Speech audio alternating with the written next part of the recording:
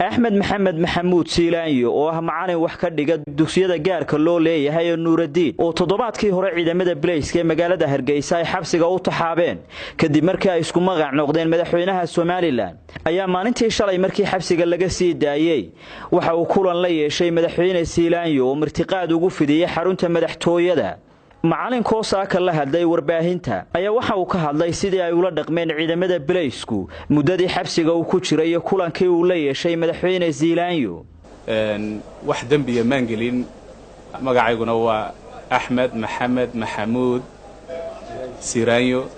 kadib ciidanka nabadgelyada wadooyinka ayaa baabuur kamida shaqaalaha yaga iskuulka kamida lacag ku ganaaxay lacagtii baan bixiyay kadib ganaaxii aan bixiyayba wax weeyaan laga soo tixraacay halkana la igu yimid iskuulka waxa la igu yiri waxa ku doonaya taliyaha laanta nabadgelyada ee traafiga halkan aan si sharaf ugu tagay ardayda wax weeyaan oo daabuurka ku jiraan raacay kadib halkan ka eegayay inuu su'aal weydiiyo wax dambiya maan gelinay waxa uu sameeyay inuu yiraahdo gal oo wax weeyaan meeshii dadkii dambiyada lahaa ay ku jireen oo ugu xiray waxa taay raacday dadkii soo booqanayeen rasaas ayaa loogu jawaabay madaxweynaha aad iyo aad ayaan ugu mahadnaqayaa waana ku faraxsanahay u tagitaanka iyo la kulanka aan u tagnay inaan ula kulmay magacana madaxweynuhu wuxuu yiri aad baan ugu faraxsanahay qof aan isku wax weey waa samigaygii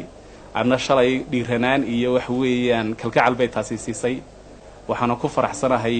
inaan magaca hadda la yiraahdo Axmed Maxamuud Xadi Siilaanyo waxaan aad iyo aad ugu mahadnaqayaa oo wax weeyaan aad aan ugu faraxsanahay gudoomiyaha guddiga waalidiinta iskuulada Nuuraddiin oo dhan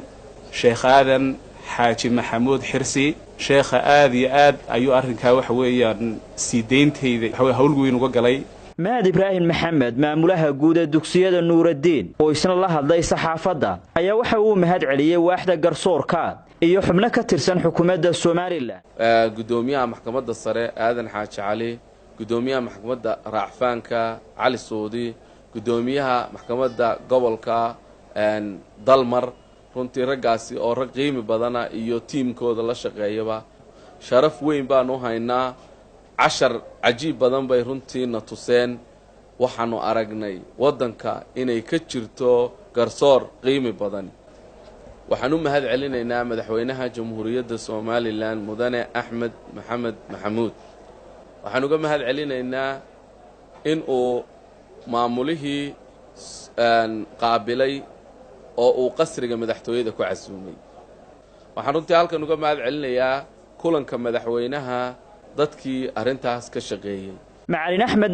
Maxamuud ayaa toddobaadkani wuxuu noqday qof si weyn u caan baxay markii saxaafaddu ay ka warantay xariga ay kula kaceen ciidamada Booliisku